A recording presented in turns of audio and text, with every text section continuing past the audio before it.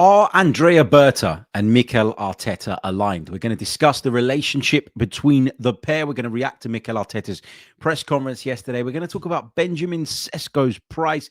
We'll preview the Newcastle game briefly. And we'll talk about the transformation of Kai Havertz. All of that to come on today's episode of the Chronicles of a Gooner podcast. Oh, and there's a bit more as well. Hey, everybody. How are we doing? Happy Saturday. Welcome back to the pod.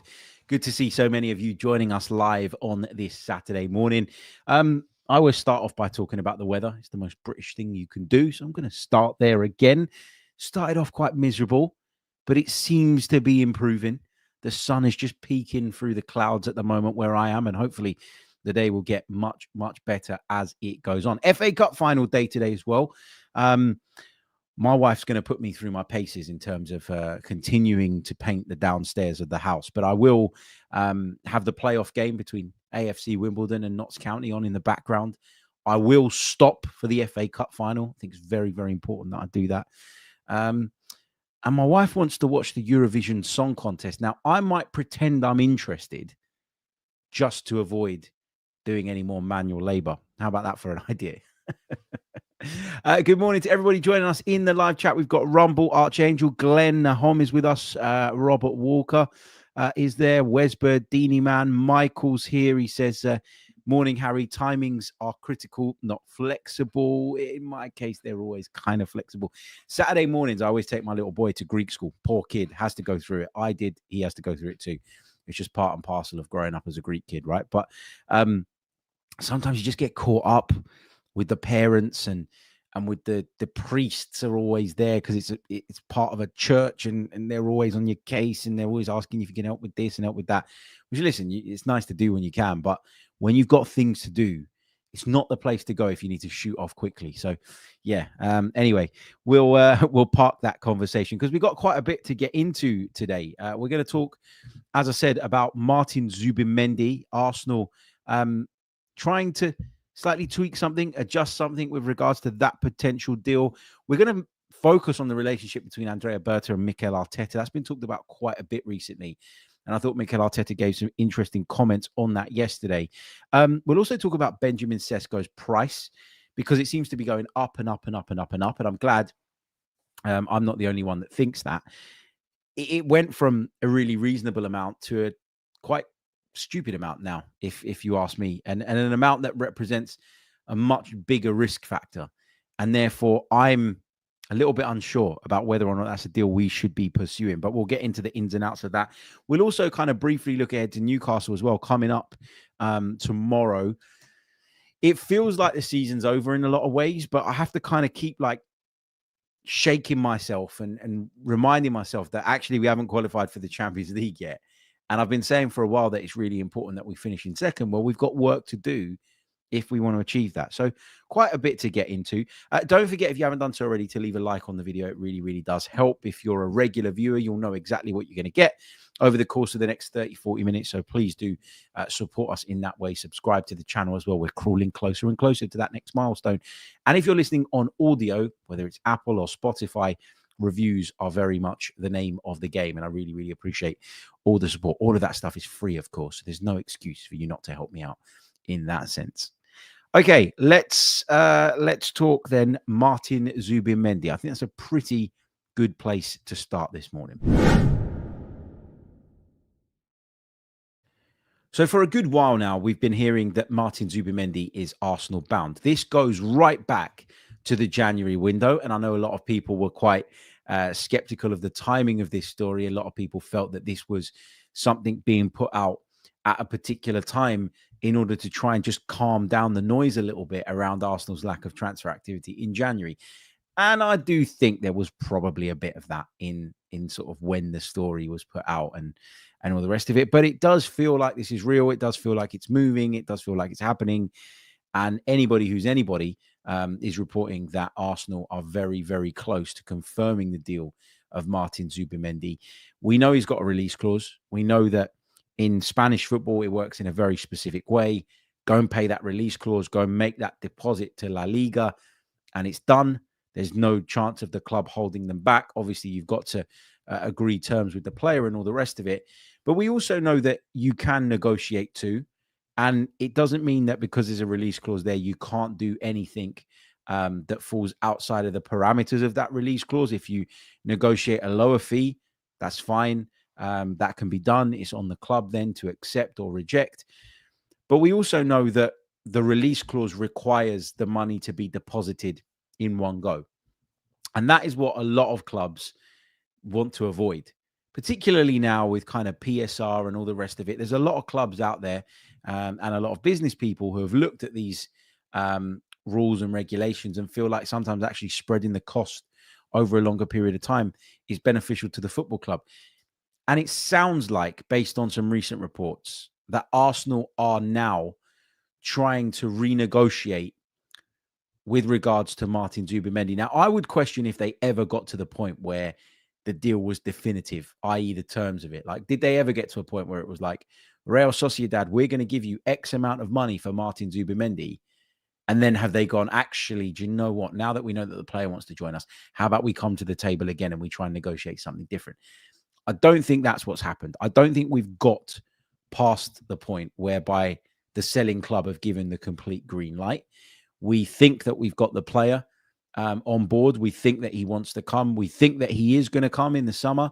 But obviously, those negotiations still need to take place. And based on recent reports, it looks like what Arsenal are trying to do is negotiate some sort of payment plan with Real Sociedad that will protect them against spending a huge amount of their money, the cash that they have available to drop on players this summer, and essentially limiting what they can then do in terms of addressing other positions. So I think for Arsenal, if they can negotiate a deal that works better for them, that will be great. For Real Sociedad, well, maybe they stand to get a little bit more money if they accept these terms over the course of the next 2 or 3 years, or however long that period is that Arsenal plan on paying for Zubimendi over. Now, I don't know this for sure, but it sounds to me like this is basically what Arsenal have done quite a bit actually in recent years, from what we understand and from what we know. They've gone out there, they've tried to convince a player that Arsenal is the place for them. And if you read lots and lots of the reports concerning this particular transfer or prospective transfer, you will understand that this is something that seems to have been in the pipeline for some time. Zubimendi rejected Liverpool last summer, remember? It looked like he was heading there. It looked like that was a deal that was done and dusted, that it was just a case of crossing the T's, dotting the I's, whatever. I should have said dotting the I's and crossing the T's. I think that's how that phrase goes. Anyway, but then it didn't happen. And it sounds like since then, Arsenal have kind of been, maybe even before then, maybe that contributed to him not joining Liverpool. I don't know. I'd like to think that, but I don't know for sure. But it feels like Arsenal have been working on the player, and having convinced him to join now, it's a case of getting that negotiation done with Real Sociedad. So what are those terms going to look like? Not sure. Are they going to be favorable to us? Not sure. I'm sure we're going to have to concede something to Real Sociedad, maybe in terms of the overall amount, if indeed they're going to agree to allow us to pay for the player in installments. I'm sure we'll get more information on this as the summer kicks in and as the window opens and all the rest of it. But our understanding right now is that Arsenal are in talks with Real Sociedad about the structure of this deal and are hoping to do something that doesn't leave them a little bit cash strapped when it comes to addressing some of those other positions that they really, really need to over the course of the summer. So that's the latest on him. We'll get some of your comments and thoughts a little bit later on in the show and your questions. So keep the chat box filling up. But that's the latest on Martin Zubimendi. Benjamin Sesko has been talked about as a potential striking option for Arsenal for quite some time now. And even though it feels like since Andrea Berta has come in, there's been maybe a shift in focus towards Viktor Gyokeres, Sesko very much remains an option. My concern about this is twofold.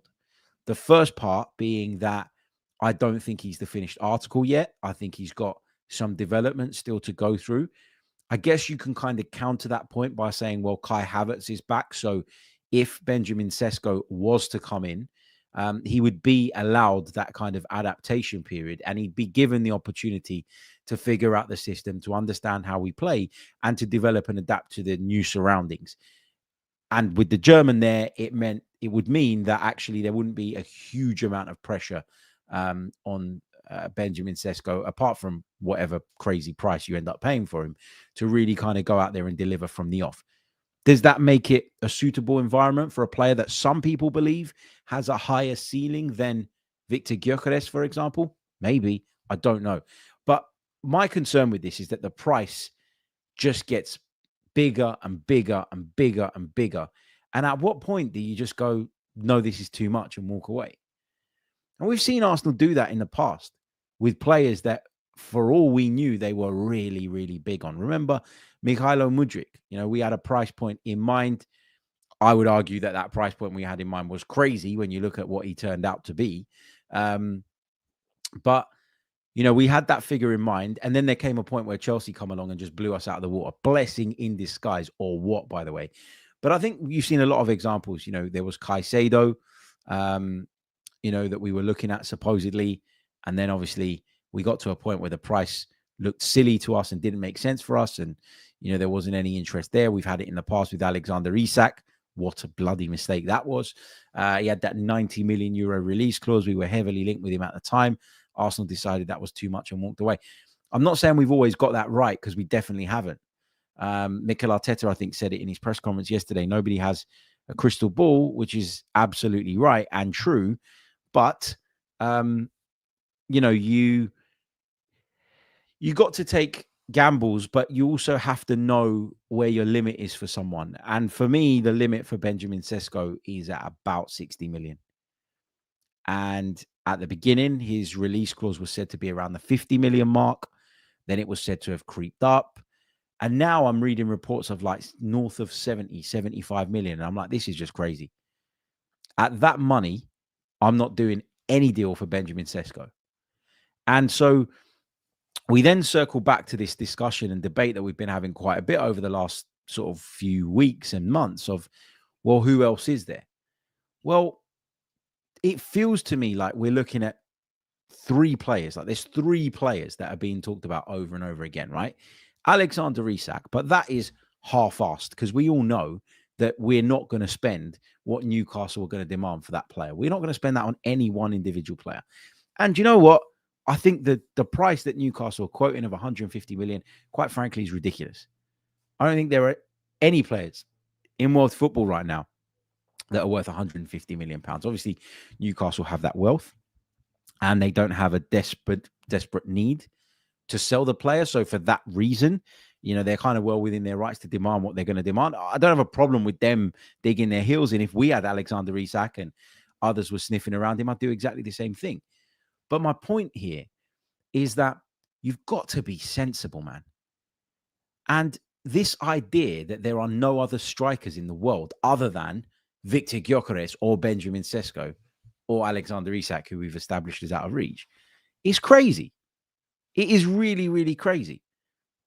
So when you start to kind of broaden your horizons and look around, and you realize that actually they're not the only two centre forwards in the world, it becomes more and more apparent that actually this idea of a kind of lack of supply and a huge demand, it's a false one, isn't it? It's a false idea that there are no other centre halves in the world.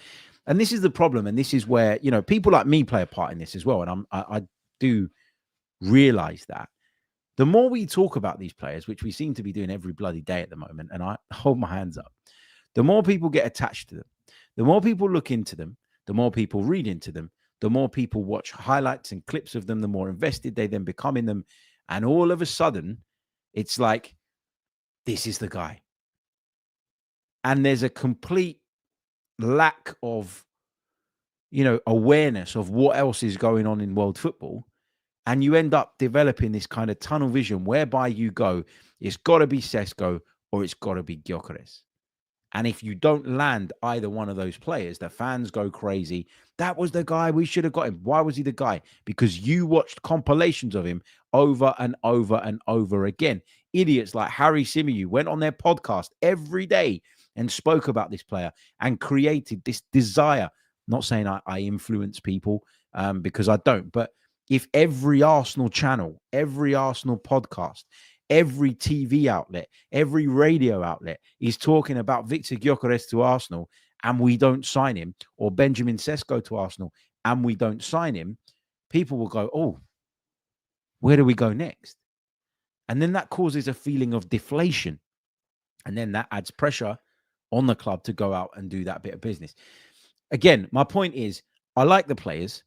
Okay, I like Gyökeres more than I like Sesko right now. I've made no secret of that. We've talked about it a lot in recent days.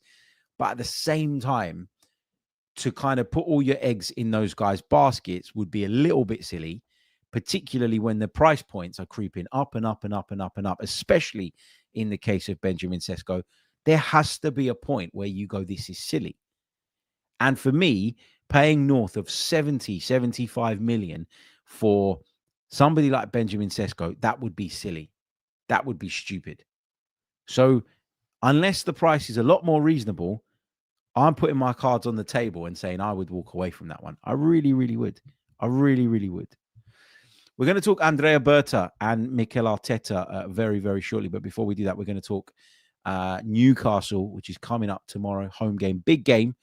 Quite a bit riding on it. They're looking to qualify for the Champions League and secure that status.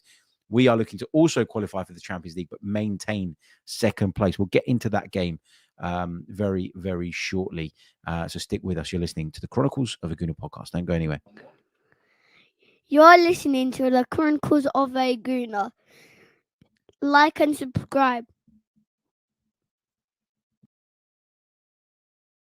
Welcome back to the pod. Thank you for joining me on this Saturday morning. Remember, if you haven't done so already, leave a like on the video. It really, really, really, really does help. Also, subscribe to the channel if you're brand spanking new. All of that stuff really, really does help. Leave us a review. If you fancy joining us on Patreon for exclusive additional content, you can do so by visiting the link in the description below. Let's get up to 150 likes. Come on, there's more than enough of you watching the video live or listening to the pod live right now. Okay, let's do that game against Newcastle then. How are we feeling about it? I found it quite hard, I'm not going to lie, in the last couple of weeks to really kind of focus on Premier League games. Like really, really hard. I've found it difficult to kind of get into the headspace whereby I can sit down and put together like really good preview content. And you probably noticed in the content that we're putting out that we've overlooked some of these games in terms of the build up to them. We will, of course, react to every single game here on the pod, and we will react to the Newcastle game on Monday morning.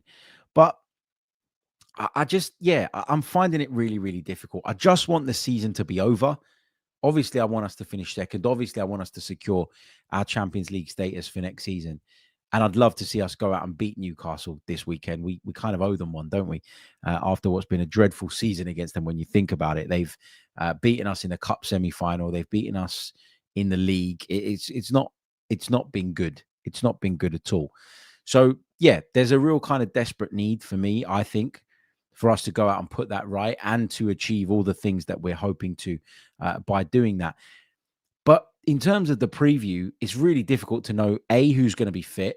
You know, we've got lots and lots of injury problems, and that's never eased up at any point. We've had to push people through the red a lot, and that's resulted, you could argue, in some bigger, longer-term injuries.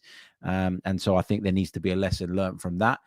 But Newcastle have something to play for, and Newcastle will be hoping to take second place from us. And I just feel like the way our season's petered out a little bit, this is a really, really dangerous game. Now, if you watched Arsenal in the first half up at Anfield last weekend, for example, you'd have said they'd have checked out and that they were really off it, in fact, miles off it, that there was no pride, there was no fight left. Maybe there was no energy left. Maybe they'd just been completely zapped, both physically and emotionally. But in the second half, they rallied. They gave a really, really good account of themselves, and they ended up managing to salvage a draw at Anfield from 2-0 down, which isn't an easy thing to do. Am I saying we should celebrate it, jump up and down, and excuse all the problems and maybe mistakes, depending on what way you look at it, that Arsenal have made over the course of the season because we didn't lose to the champions this season? No, I'm not saying that for a second. But that just kind of highlighted that if if you get the right message across, if the switch is flicked, we can still be a really good team and a really dangerous team. And I just hope we show that. It's our last home game of the season. There's going to be a bit of a kind of party / carnival atmosphere at Emirates Stadium, you'd imagine. And let's make sure that we go out and put on a bit of a show for that final game, because those fans have stuck by the team through thick and thin this season. The match-going fans in particular have been really, really good. And I say match-going fans, and people get like all funny with that. And they're like, oh, well, why do you only talk about the match-going fans? Well, I can't speak to the reaction of everybody online over the course of a season. I can kind of speak to what I see inside the stadium, and that is what is put up essentially by the match-going fans. That's why I make that reference. 88 miles per hour has a question. Hold on. He says, why a carnival atmosphere? Well, just in the sense of like, it's not going to be a really nervous one or a really tense one, because even if we lose out on second place, okay, people are going to say it's not good enough. And I'll be the first to say that. And, I'll be really disappointed if we don't finish second, or if we suffer a result that puts that in jeopardy. But, we're going to qualify for the Champions League. I'm pretty confident on that. So there isn't a great deal of jeopardy there. But also, it's the last game of the season, man. The sun will be out. People will come down. People will buy the new shirt. People will be wearing the new shirt. The team will be wearing the new shirt. People will be enjoying and sharing a beer with friends that, they've gone through the whole season with and are probably not going to see in a lot of cases over the course of the summer. That's what the final game at home of a season is like. There will be a lap of appreciation at the end of the game. The players will probably walk around the pitch with their families.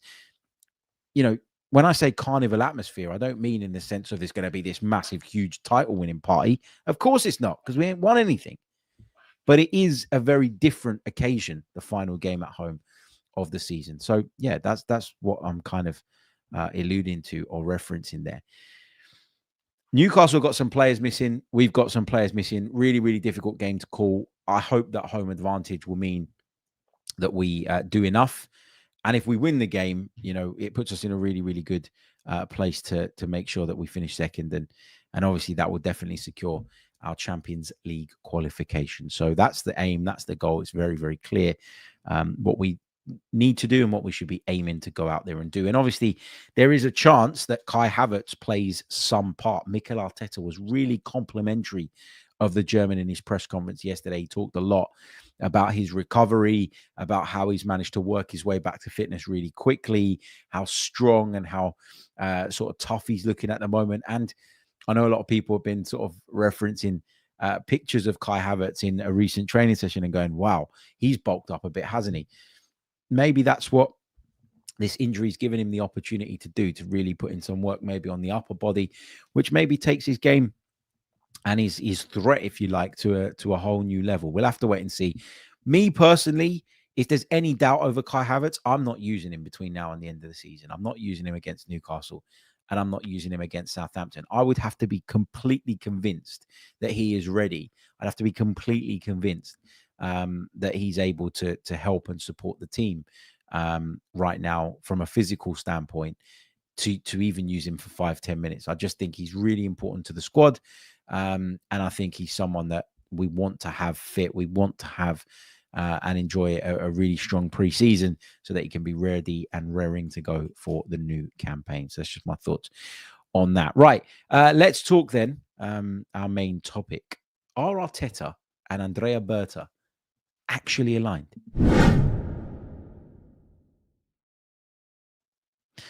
Well, there's been a lot of chat about this recently, hasn't there? And I think this stems from the fact that, first of all, we've had a change of sporting director. It was clear that for a long time, Arteta and Edu were very well aligned. The fact that Edu departed, the fact that we heard stories last summer of some disagreements with regards to potential targets, and then Edu's departure, it kind of played into the narrative that, Edu and Arteta were going along like that. in tandem. And then at some point, there was a break in that relationship. There was a split. Now, it's all about how you you analyze this, because for me, any disagreement that a sporting director and manager have, there's an element of, there's a positive element to that. And I'll explain a little bit about why. You obviously don't want two people that are at loggerheads all the time. You obviously don't want two people that have completely different visions.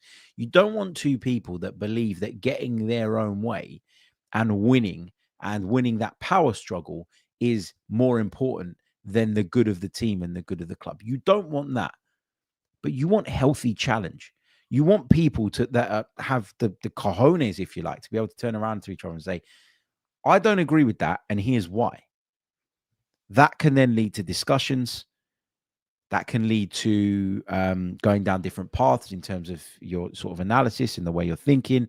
And it can lead to making the right decision. Why? Because if you face challenge, if I say to you tomorrow, right, I want to start a podcast about, I don't know, cooking Greek barbecues. If I say that, and then I sit down with someone who's an expert on the subject and says, okay, well, I don't think that's going to work, because have you considered that, you're only going to have a smaller audience? If you focus on Greek food specifically, you're limiting the audience, because most non-Greek people aren't going to be interested. So there is a challenge straight away. How do you make it appealing to the wider audience? How are you going to record this? Who's going to film it for you? Who's going to edit it for you? If you ask me challenging questions about any idea that I have, and at the end of that, having thought through all the things that you've asked me, I still really do believe that it's something I can do and should do, then that means I'm all in. I'm on board. Challenge is really, really important in an elite environment.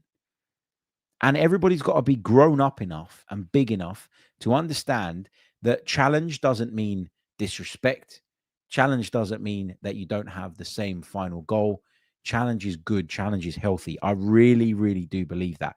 And so when Andrea Berta came in, I looked at it and I went, this is going to be interesting, because we've got a guy here who's come from a very, very different school of thought, and who I believe will challenge Arteta, but equally will be challenged by Mikel Arteta himself. So this, for me, is a really, really interesting dynamic. Now, I think these stories have developed because of some of the reporting. So there was the Gyökeres stuff. Okay, for a while, Arsenal fans had talked about Viktor Gyokeres, but there was never really any indication that Arsenal as a football club had him at the top of their list. Fast forward to maybe 2-3 weeks ago, and most of the reporting around Arsenal's pursuit of a striker now suggests that Viktor Gyokeres is at the top of the list. And that is because Andrea Berta is the one that wants him. That narrative seems as though, and gives the impression that there's a wedge between these two guys, that one wants X player and one wants Y player, and that this is going to be the start of a problem. You don't have to see it like that. You don't have to see it like that. Because I would suggest as well, right? And this goes back to something that we talked about a little bit earlier on. Lots of people are saying Arsenal have gone off of Benjamin Sesko. Arsenal not completely convinced anymore that he's the right guy. That might be nothing to do with the player. That might be nothing to do with the player's ability. That might be nothing to do with what they believe the player's ceiling to be. It might be nothing to do with that whatsoever. It might simply be the point that we were discussing earlier, that RB Leipzig are getting silly in terms of what they're looking for Benjamin Sesko. And Arsenal have their price point whereby they will not go any further. If that's the case, and Arsenal are looking at this, one year we hear it's a 50 million euro release clause, the next it's 60, then it's 65, then it's 70, then it's 75. Now you're talking north of 75. Maybe that's the reason that Arsenal have pivoted in a different direction. Who knows? We don't know. But the reporting has been around this idea that Andrea Berta's come in and gone, don't want Sesko, rubbish player. I want Viktor Gyokeres, and Viktor Gyokeres only. He might have come in open-minded. He might have come in and gone, yeah, I quite like both of them, but there's other factors here. He might, in his mind, in his head, think, for us to do all the other business that we require over the course of the summer, Andrea Berta, this is, I can't really spend more than 70 mil on a striker. And so if I've got two options that I quite like, I've got two options that my team's manager quite likes, I'm going to go for the one, and I'm going to go with the one that I believe I can sign within my financial parameters. It could be that. We don't know. We don't know. Arteta spoke quite strongly in the press conference yesterday about how they are aligned, and they're aligned in what we need and what we want. That doesn't necessarily mean that you're completely aligned on every aspect of it. It might be, we're aligned in the fact that we need a big, strong, powerful, hard shooting, hard hitting number 9. But there's not just one player in world football that ticks that box. There are probably others. There are probably others out there that Arsenal's scouting department are looking at in great detail, whose names we've not even heard linked with the club right now. There's a lot of speculation about a sort of a friction between Berta and Arteta, and that this is a ticking time bomb. You don't know that. Nobody knows that. And so, I don't really understand why there's a massive, massive deal being made of this. I said yesterday on the pod in passing that, if Berta gets his man, is that the kind of first, real kind of stamp of his authority from Andrea Berta? And people in the comments were going, why are you trying to create this friction? I'm not trying to create anything. I'm not. If two people have got different opinions and one's preference ends up being the route that Arsenal go down as a football club, then that person will feel like they've won. But it doesn't mean they disrespect the other one. Like if Arteta's really, really big on it and he goes, look, guys, look, Andrea, I know that you want Viktor Gyokeres, and I know he's available for £65 million, but I really, really desperately want Benjamin Sesko. He is the guy. And I think that we should spend the extra £5-10 million to get him over Gyökeres. If Mikel Arteta did that and Arsenal got Mikel Arteta's man in and ended up going with Benjamin Sesko, because Andrea Berta's sat down and had extensive conversations with his manager, who's convinced him that in order to do what he wants to do, that's the right way to go and the right solution. That doesn't mean that Andrea Berta's got no backbone and he's weak and he's crap and Arteta's won. Doesn't mean that at all. You have to work in collaboration. The amount of clubs that we have seen go on the decline because the sporting director and the manager were singing off of two completely different hymn sheets. We saw it at our own club. Go back to the Unai Emery days for a minute, yeah? And I know the structure wasn't exactly the same, but you had Sven Mislintat going out and signing players that Unai Emery didn't want. And as much as I think Unai Emery was bad for Arsenal at the time and was a really poor appointment, the wrong appointment for so many reasons, I do hold some sympathy for him when it comes to that particular element. Because he asked for Wilfred Zaha and he got Nicolas Pepe. He asked for other players. Famously, he wanted a big, physical, strong, powerful midfielder, and they went and got him Lucas Torreira. Like, I do have sympathy for Unai Emery in that sense. The point is, collaboration is everything. If you stick with the example of Unai Emery and you look at the clubs at which he's been successful, it's because he's been aligned with the sporting director. Monchi and him have a great relationship. It's worked at previous clubs. It's working at Aston Villa right now. So that's kind of the point I want to make on this. Like, are they aligned? Truthfully, we don't really know. If they're aligned in what our needs are, and if they're aligned in the bigger picture and with all the kind of top level stuff, with constructive conversation and with a really good working relationship, they will find their way. They will meet in the middle. They will come to those compromises. But also there's things that, are out of your control in football as well. Like, I bet if they sat down at the table and talked about strikers, they'd both put Alexander Isak number 1 on their list. But they can't control the fact that Newcastle want a ridiculous amount of money for him. And so they're not going to get that deal done. But that doesn't mean that there's a friction between them. That doesn't mean that, they're settling. Like, sometimes you can't control and influence everything. And we have to understand that. And Mikel Arteta, I think, was very clever yesterday to make the point that you set out with a plan, but it might not always go that way. It was just a kind of warning, I think, to the fans that are going into this summer. And we're still in mid-May, by the way, that are going into this summer and going, yeah, we're going to get X, Y, and Z. It might not work like that. It might not pan out like that. We might not even sign Martin Zubimendi. Things can change in football. Things can turn. Plans are just that, plans. Executing those plans, that's a whole different ballgame. And part of Andrea Berta's role, in my opinion, is to sanity check what Mikel Arteta does and wants, but also then to execute plans that are devised by the entire team, not just one man. It's not a dictatorship at Arsenal. This isn't the Arsene Wenger era anymore.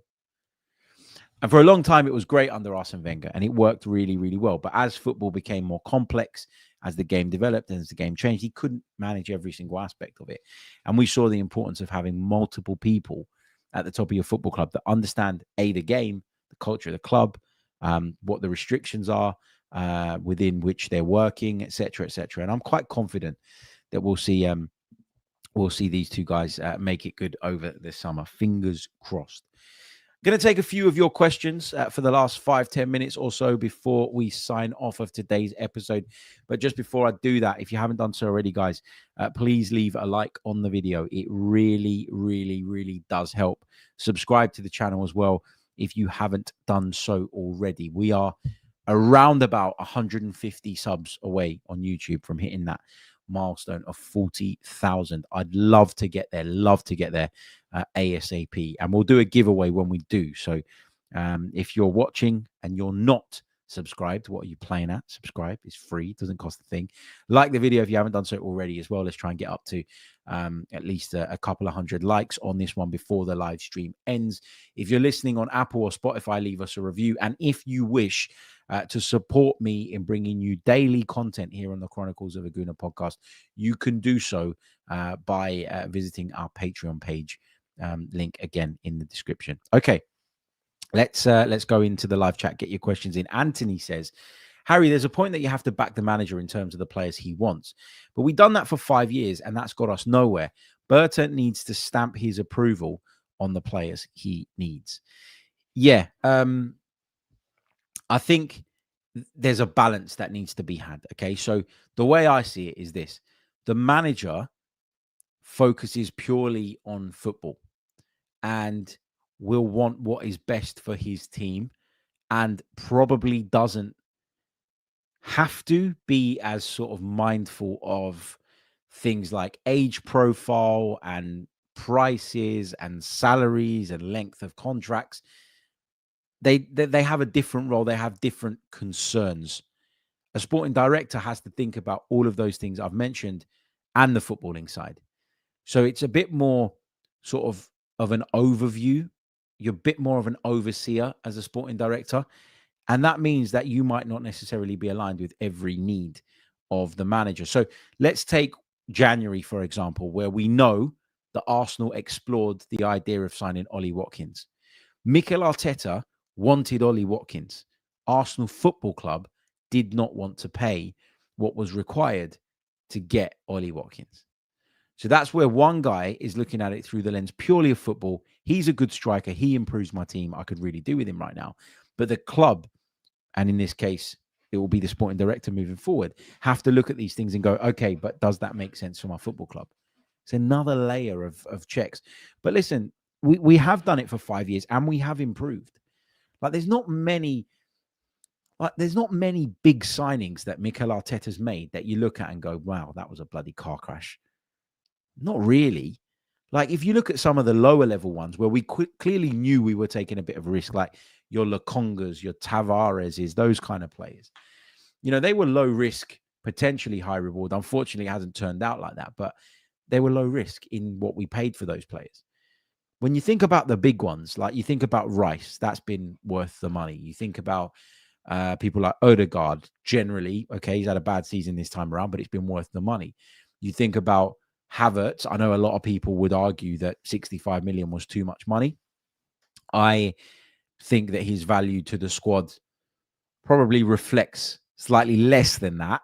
I would say it's about £50 million. But I said it at the time. I said that for me, we were slightly overpaying for Kai Havertz, but because of the fact we were buying from Chelsea, we were probably always going to have to pay a premium if he was the guy we wanted. Then you look at Ben White, really good signing. Timber, really good signing. Gabriel, really good signing. Partey has been a good signing. Raya has been a good signing. So for the most part, the big deals that we've done have been right. So this idea that, we've gone wrong recruitment-wise in the last 5 years, it's a far more complex conversation than that. I think we've gone wrong in that we haven't addressed that centre forward role. Yes. But in terms of the players we've signed, I don't think we've done badly. So that's where you got to find that sort of nuance in the conversation. Roy says, Harry, are you going to the Blog Arsenal Vision event this evening? I'm not, unfortunately. I've got some stuff to do today, and I'd be honest, completely honest, I'm a patron, by the way, but I just didn't get around to buying the tickets quick enough. So no, I'm not going, unfortunately. I did go last year and it was fantastic. Really, really enjoyed it. So wish the guys all the best. I did have plans for tonight that were then cancelled. So initially I thought I wasn't going to be able to make it, didn't get a ticket in time, and then my plans, sod's law, ended up being cancelled. So now I'm going to be at home being forced to watch the Eurovision Song Contest. Yeah. Have a good time. I'm sure you can have a better time than me. Nice one. What else have we got in the live chat box? Junior Gunner says, why are we afraid to go into the market for players like Florian Wirtz? I like Florian Wirtz, but it sounds like he's going to cost north of 100 million. And I just don't think that Arsenal are going to do that. And people will say, why not? And people will argue around the fact as to whether we can or can't.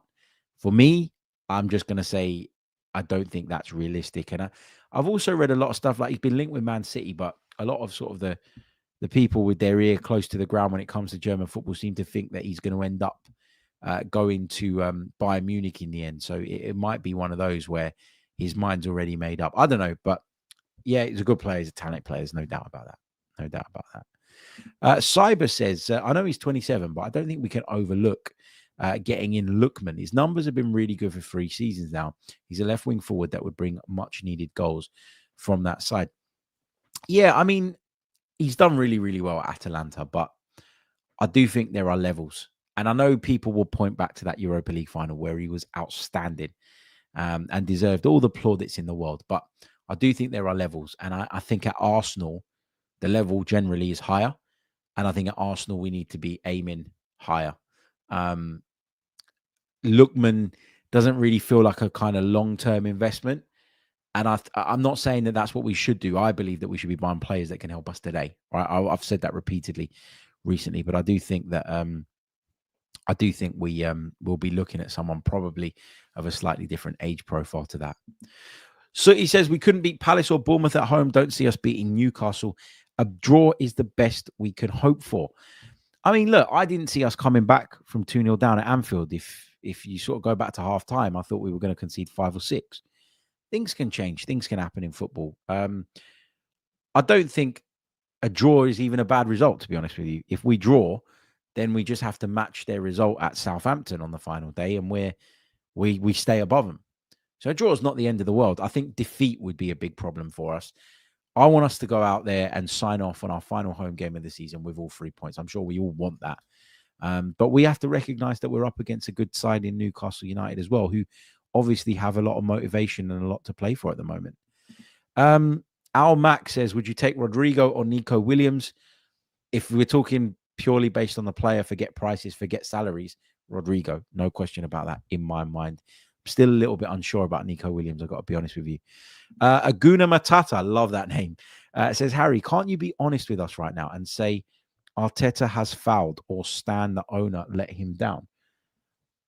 I think that the club let Arteta down in January. I said that many, many times.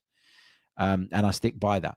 I think that there was a need and there was a want to go out there and to strengthen our team in attack at a time where we really needed it. Injuries were wreaking havoc on our team. We were short. We were having all sorts of problems. And I felt that the club had a responsibility to go and get something to support Mikel through the real business end and difficult end of the season. And even if that meant going and bringing someone in on loan or whatever, they had to do something, and they didn't. They failed miserably. And they'll tell you that they kept their powder dry for the summer. That will be the kind of rhetoric and the sort of pushback to that. And that's what some that defended the club at that point were saying. That's fine, right? That's fine. But now the pressure's on to deliver. If you do that, if you have an underwhelming summer like we did last summer, and then you have a non-existent January, even when the need was that great and that obvious, then the pressure is on you the following summer to really go out and deliver. Show us why you didn't want to spend any money in January. Show us why you chose to keep your powder dry. Show us what you had in the pipeline that you felt wasn't worth jeopardizing to go and do something in the short term. I'm not going to sit here and be super critical now. Let's see what happens between now and the end of the summer. And then we can make a judgment on that. I'm going to take one last comment, and then we're going to sign off. Jid says, who lied to the fans that when a player reaches 30, they become over the hill? Yeah, I don't think that the player becomes over the hill or no longer useful. It's not that. I think it's about the investment and the length of contract. That's when being over 30 becomes tricky.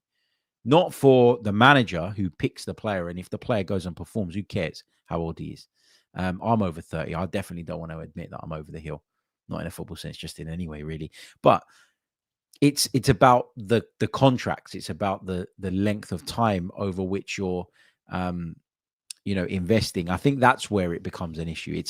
It's a money thing more than it is a sort of a football thing. And that's the sad state of where football is today, whereby money and financial reasoning at times overshadows the football stuff. And yeah, that's not really where you want to be, is it? Okay, guys, thank you all so much for joining me live on this Saturday morning. Really, really appreciate you guys as always. Have a wonderful weekend. Have a wonderful day. We'll be back on Monday. We might bring you something tomorrow, but I'm not sure. It just depends on what the news cycle looks like. If not, we'll be back on Monday with a reaction to the Newcastle game, and we'll pick up any news that comes our way between then and now.